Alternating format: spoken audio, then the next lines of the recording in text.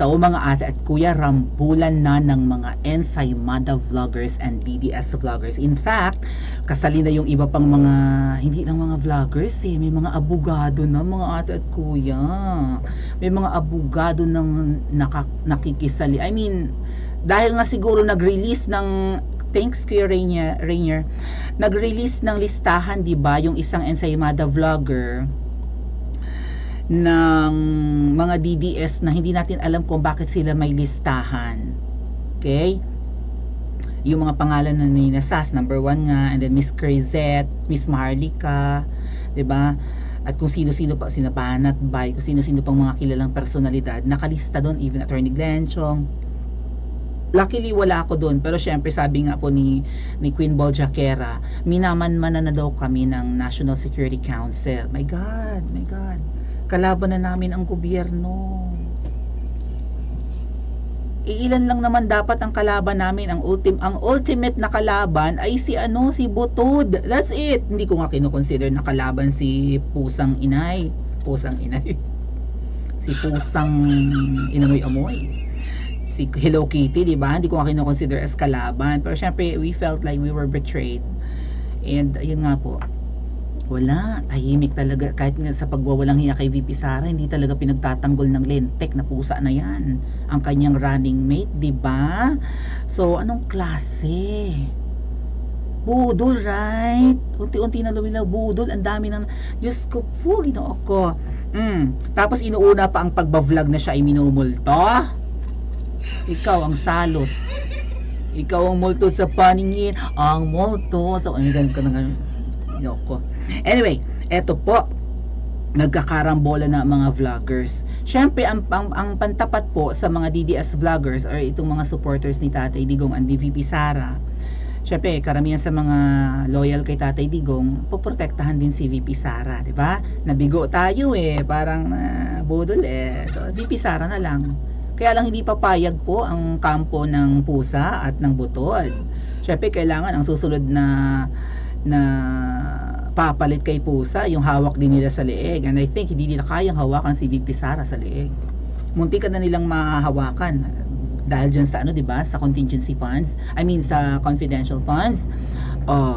Kaso mo hindi rin nila nagamit na alas yun laban kay VP Sara. Kung ganun ang kanilang balak. Okay. So ang pantapat sa mga DDS vloggers na mga katulad namin ay ang mga ensaymada vloggers. I mean, sari-sari na ngayon ipinangtawag sa mga ensaymada vloggers or BBM vloggers na ito, itong mga sip-sip sa palasyo at mas sip-sip kay Butod at kay Romuald Tamba. Romuald Tamba. 'Di ba? Pero ayan, so sobrang kiss-ass nila kay kay Tamba at saka kay Butod. Ang dapat nilang i-kiss-ass si Pusa. Bakit si Butod ang sinasamba ng mga lintik na ensaymada vloggers na yan? So does it mean na si Butod talaga ang presidente ng Pilipinas ngayon at hindi si Pusang Inamoy-amoy? Alright, So, eto po. Nakita ko ang mga faux talaga. Ayan. Siya yung babae sa gitna. Siya yung exemplar. Okay? Siya yung parang role model ng mga vloggers. Kasi, yan, si Thea Tan. Bakit ba? Kasi siya, parang sa Anemika siya nakatira. So, sosyalera, right? Englishera. Maganda ang pinag-aralan. I think graduate daw ng isang prestihiyosong school in Anemika. Not sure if it was Harvard or whatever, pero isang kilalang universidad in Anemika and parang atinista rin dito sa Pilipinas. So, eto yung mga pasabog ni Miss Sas laban kay Miss Thea Tan. Hanga kasi dito ang mga ensaymada vloggers kasi nga social na vlogger, di ba? Social na defender ni PBBM, pero parang may something sa kanya. I mean, kung ikaw ay intelihenteng tao, right? Kung totoong magaling, kung totoong mataas ang iyong logical intelligence, ito po yung parang, 'di ba? Pagtitimbang mo kung anong tama at mali, ganyan, kung ano ang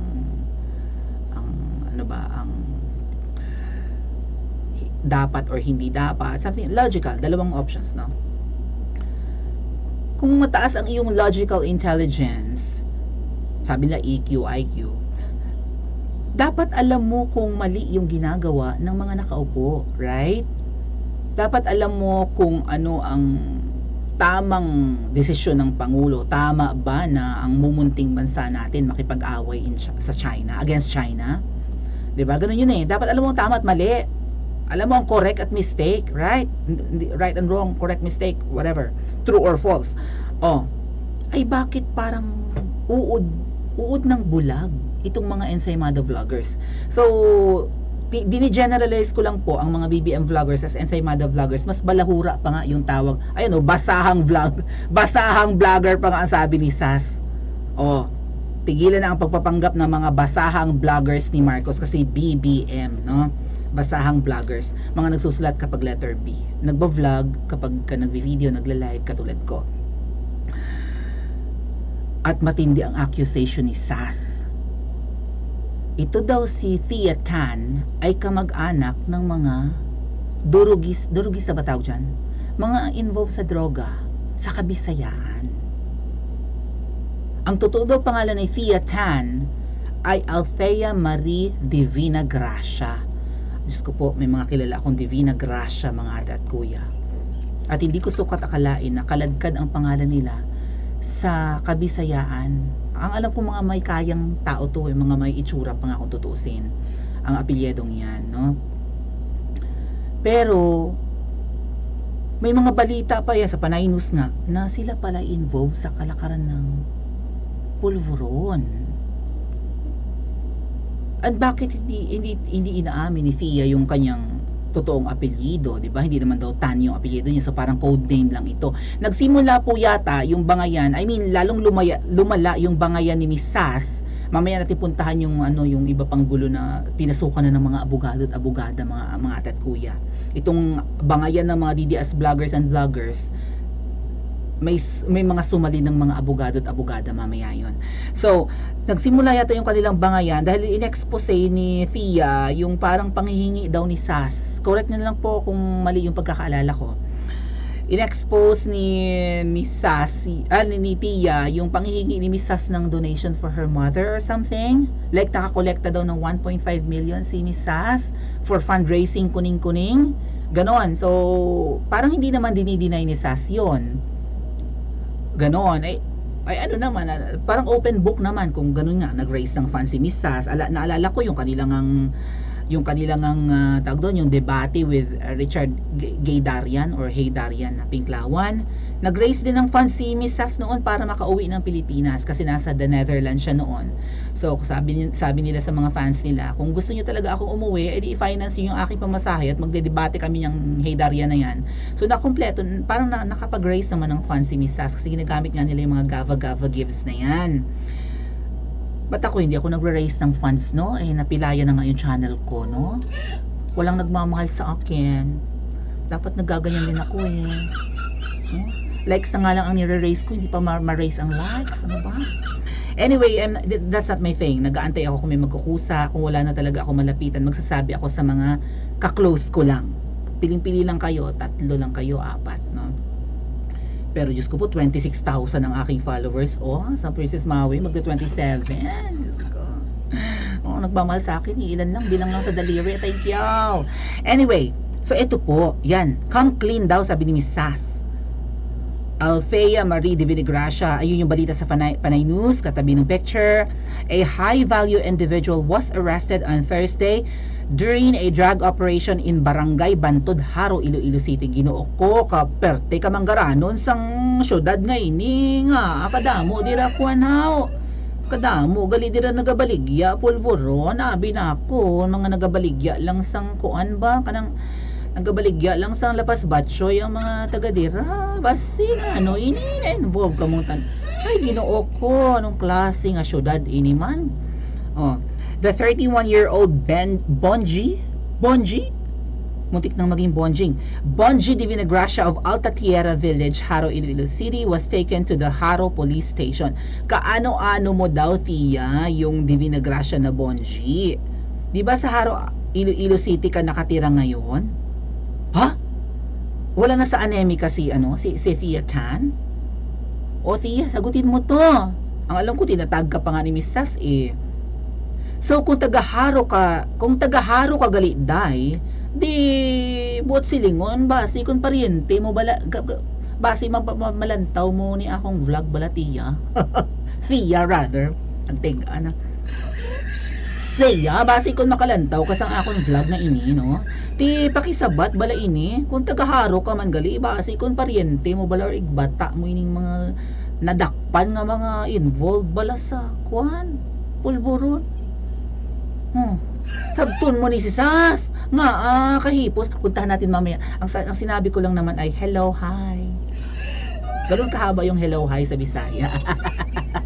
Hello sa mga Bisaya di ha, no? Pupunta natin mamaya yung Facebook ni Thea kung siya ay sumasagot na kay Miss Sas ha. Grabe po ang mga paulan ni Miss Sas. Open natin, baka may mga panibago po siyang post. Ang dami po kasi mga adat kuya.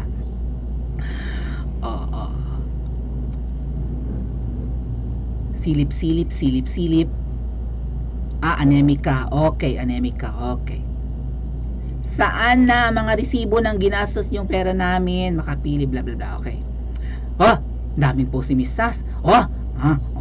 Yung dalawa. Kapag ang vlogger, Pinkman o BBM basahan vlogger ang tawag niya sa mga ensaymada. Mas malala si Miss Sas, no? Mas maanghang si Miss Sas sa akin. Ayaw manawagang wakasan ang no individual COA audit at no liquidation resibo ng MOO isang mga senador at congressman. Iisa lang ibig sabihin yan, kasabwat sila sa legalized corruption. Correct. Yun yung sinasabi ko eh. Kaya nababanggit ko yung logical intelligence or whatever intelligence you may have, di ba, siyam yan, at least no, sa theory ng multiple intelligence. Kung kayo ay kahit hindi matalino eh, right? Kahit hindi matalino ang isang vlogger, katulad ng sinasabi na ito ni Sas. Ang point ni Sas ay kahit sino ka pang vlogger or vlogger, kung ang totoong kaya ka nagba-vlog ay para, 'di ba? Para sa taong bayan. Kasi yung mga ensaymada nagba-vlog para kay Butod eh, tsaka kay Martini. Martini. Para kay Tamba Jollibee, 'di ba? Yung mga ensaymada vloggers nagba-vlog for Butod at kay Tamba Jollibee. Or maybe with the hint of pagtatanggol din kay Anes, kay Kuting. Diba?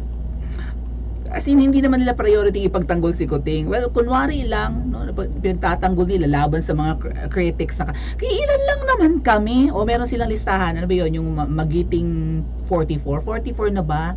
Plus ako di 45. Parang kape lang blend 45. Baka naman. Kahit anong klaseng vlogger ka, pagka nabalitaan mo na yung pera ng taong bayan ay walang tamang audit, hindi pinapakita ang liquidation or kung paano nagamit yun, mag-isip ka, may point si Sas, 'di ba? Pera namin yun, pera ng taong bayan yun, tapos hindi natin alam kung paano ginastos. Ay sige, manawagan din tayo kahit kalaban natin si Sas para sa taong bayan, right? Manawagan tayo. Ay wala, dead mythology ang mga vloggers ng palasyo. Ang importante sa kanila ay i-discredit si Miss Sas. So ayan, baka tama yung sinasabi ni Miss Sas, kasabwat kayo. Mga vloggers, pansin nyo, may mga pina-follow naman siguro kayong mga, di ba, mga ensaymada vloggers. At kahit sinong vloggers na pro-VUVM or pro-admin, mag-comment kayo sa live kaya nila or sa mga pinopost nilang video, ano pong masasabi niyo doon na ang pera ng taong bayan ay yung budget ng opisina ni Jollibee at ng kanyang mga at ng iba pang at lahat ng mga kongresista including the senators ay hindi pinakapakita kung paano ang breakdown ng pagkaubos. Millions yun eh. 'Di ba? Tanong niyo, bakit hindi po kayo umiimik? May point naman. Bakit hindi po natin hanapan ng resibo? Nagba-vlog ba ng patungkol dyan sa MOOE? Kahit hindi na yung specific MOOE, nagba-vlog ba? Naghahanap din ba ng resibo ang mga ensaymada vloggers? Kasi pera ng taong bayan yun. Kung talagang para sila sa taong bayan, 'di ba?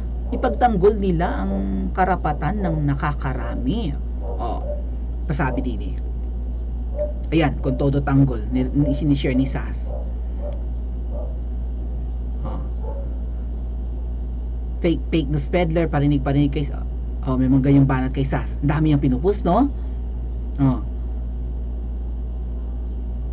Ito pa, wala akong tinatago, Althea Marie Divina Gracia, binuo niya yung pangalan. Alam niyo may mga issues sa credit card si Tia sa US, 'di ba? Kung ano-ano yung palusot na corporate card daw 'yon.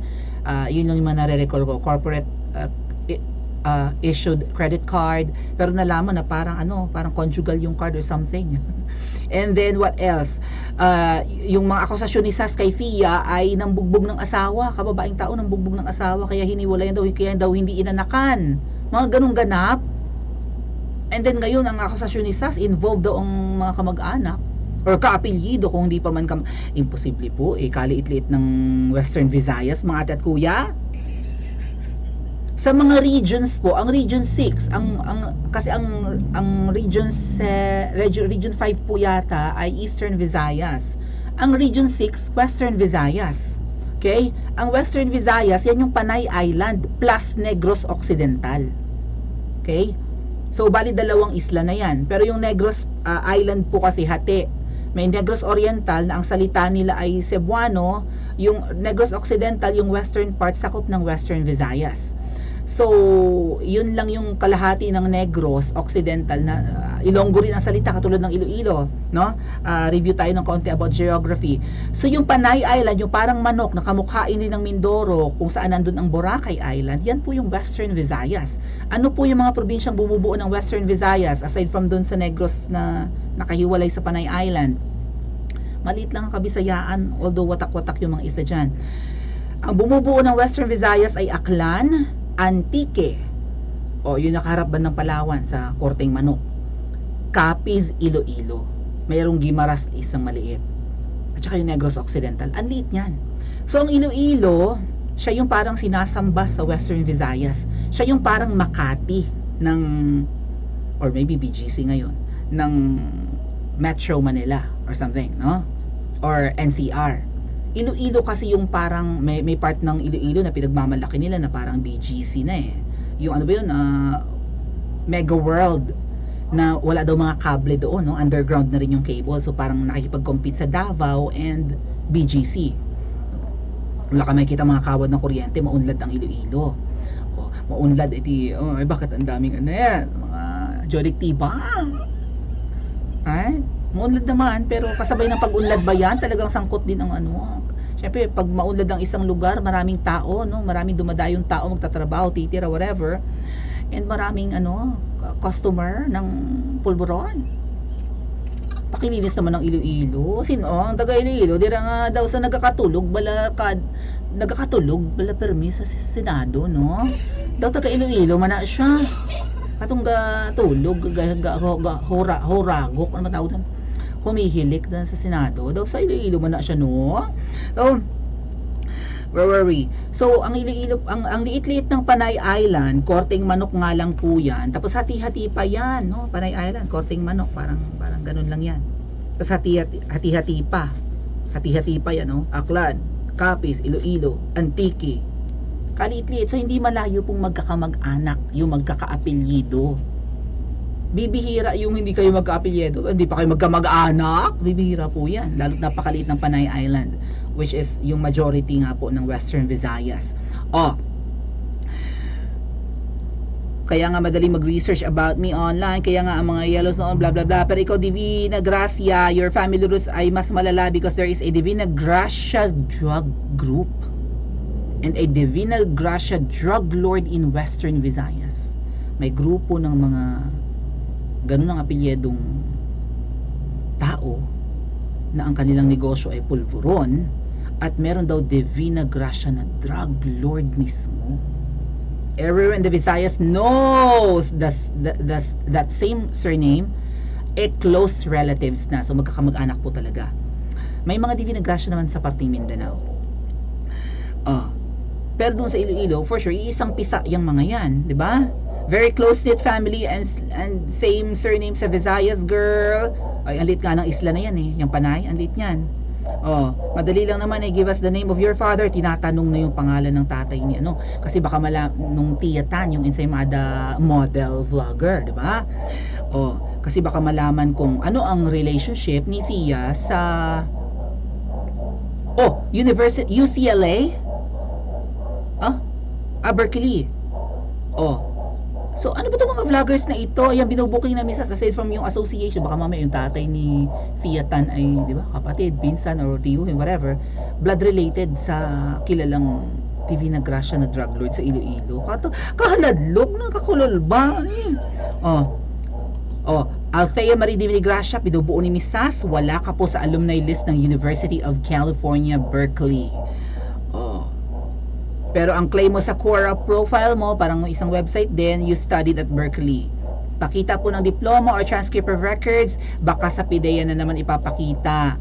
So, yung pangalan daw ni Tia Tan, ayan, I'll show my birth certificate to PIDEA. Baka sa PIDEA mo ipapakita. Para patunayan na hindi ka involved or hindi kayo kamag-anak ng mga drogista.